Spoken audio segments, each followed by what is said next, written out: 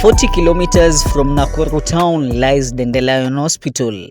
Despite the hot and semi-arid climate, once inside you are welcomed by a cool breeze. Even the sick breathe a sigh of relief, thanks to the many trees planted around the hospital. Services here are very good. The workers here are very welcoming. So from this, maybe the maternal open days, we come here. Dandelion imekuwa ni hospitali nzuri kwangu. Imekuwa nikija huku kila mara kama clinic every month wanakuja. When we bought the land, we only had one tree.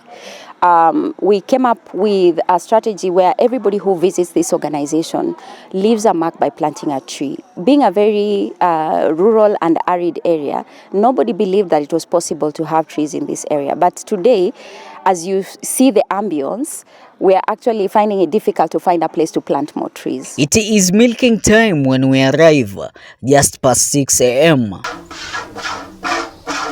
Afterwards, the Frisian cows are washed with soap. Yes, soap. At least twice a week. Hii usafi inasaidia sana ng'ombe, anaondoa zile extra manyoya ambazo zinaanga kwa ng'ombe. Pia inamweka kuwa msafi kama vile unataka kusema unampeleka soko ama ng'ombe akizaa na bidi tena uoshe akue clean. Haya pia ng'ombe ukimuosha anakuwa na ile fresh hair. Unaona? Na hiyo ng'ombe tena anakaa ana ile kusumbua. Haya kuna wale inzi pia ambayo wanasumbua sana ng'ombe wakati anakaa. Ng'ombe anataka kukula, anataka kupumzika, anang'ang'ana na inzi. Unapata ng'ombe anakuwa na disturbance. Ni disturbance na wakati yake ilikuwa suppose akae aunde maziwa. Yeye anang'ang'ana na mainzi. Ana pia wakati unakamua, anatupa teke, mara analeta hasara, anaangusha maziwa, anaangusha. Unaona vitu kama hizo. Alafu tena ukikuwa hivi ng'ombe yake kuwa safi hivi, na unakuwa msafi hata wewe.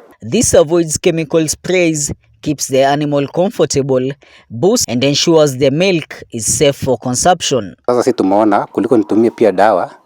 Hii dawa pia inadhuru ng'ombe. Ng'ombe pia unakuta kuna shida ya macho. Pia ng'ombe sangine anakuwa na hiyo stress. Sasa tumeona ni mzuri pia ng'ombe awe msafi. Kama vile tunataka kuwa maziwa ikuwe safi, pia hata ng'ombe na yakuwe msafi vile maziwa ni safi. Clean cows also mean manure free from chemical residues. Since the hospital relies on biogas heating, avoiding chemicals protects microorganisms that power gas production, ensuring a stronger and more reliable supply. Sana sisi tulikuja kugundua mambo na chemical imeleta shida sana. Sana unajaribu kuzuia chemical, pia unataka kufunza kuhusu mazingira ikuwe mzuri, na pia tena tumekuja gundua pia hata ng'ombe ile spray ambayo tunatumia pia inaenda kama vile kwa biogas, zinaenda mtoni. The quality of biogas and the sustainability of biogas depends on what you feed in and how often you feed the biodigester. And most farmers don't know that when you spray what they call dip to the cows, that comes and kills the bacteria or the microorganism that supports the digestion system.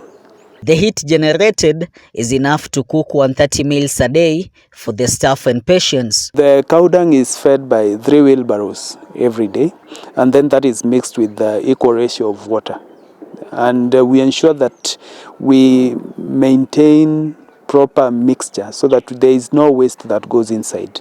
And then you realize our farm manager ensures that there is no any chemicals, so that's why we don't spray the cows so that they don't feed on the bacteria. Everything that they eat is also organic. How they are cleaned is a representation of how we think as an organization.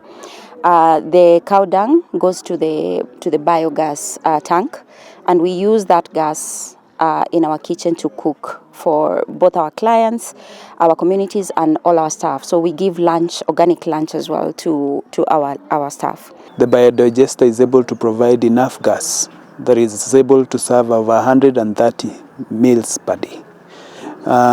This has helped a lot in saving on cost of buying energy and also saving on environment. This system that we currently have is an ecosystem that talks about getting solar for health facilities, which reduces up to 40% of our initial cost of running a medical facility.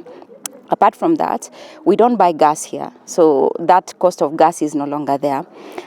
We do not buy our vegetables because we grow everything here, and we use the manure. We never buy fertilizer.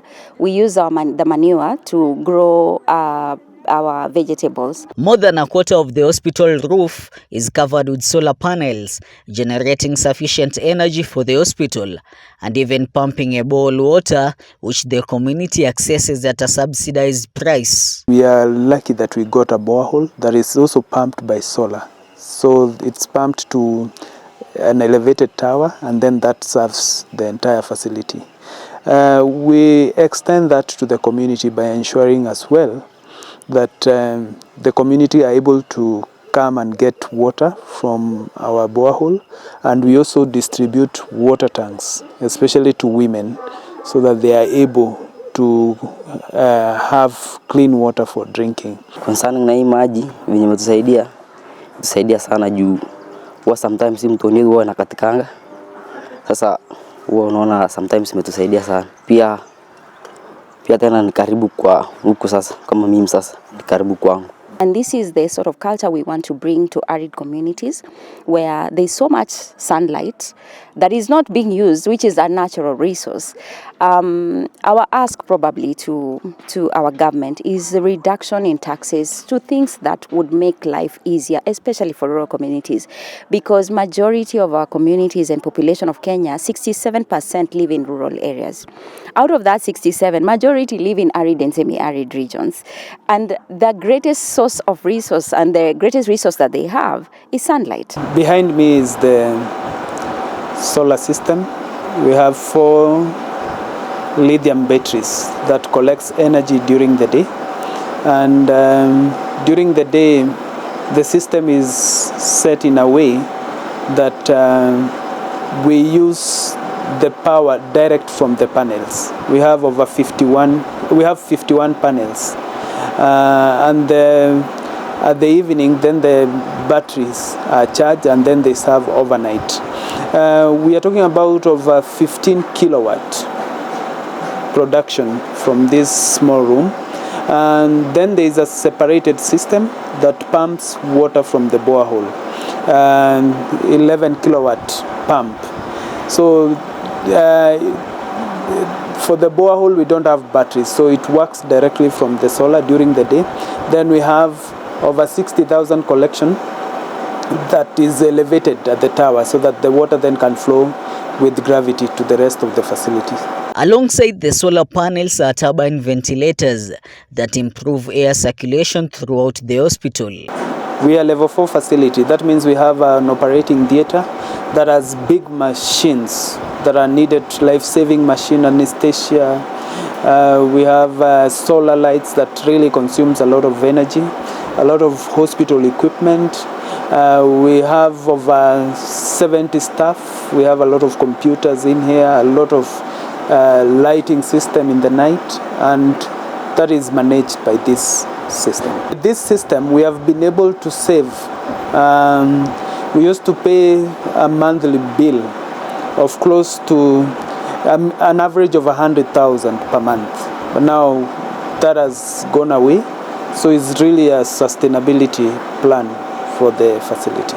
On the hospital farm, onions and peppers are intercropped to naturally keep pests away. We use pesticides from the land itself, and these technologies we have garnered from permaculture practices that are available across the country. To avoid chemical use, we also ensure we are controlling mosquitoes and insects by planting plants that repel insects and mosquitoes, that include rosemary plant that you see planted around the compound.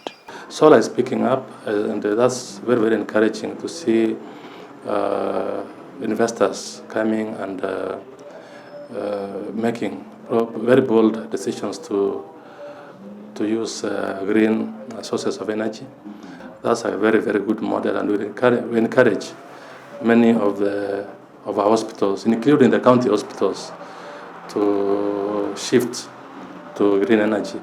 I think that there is so much that we can do by just looking at an example of Dandelion Africa and seeing how, with very little resources, we were able to convert a very dry place to an oasis.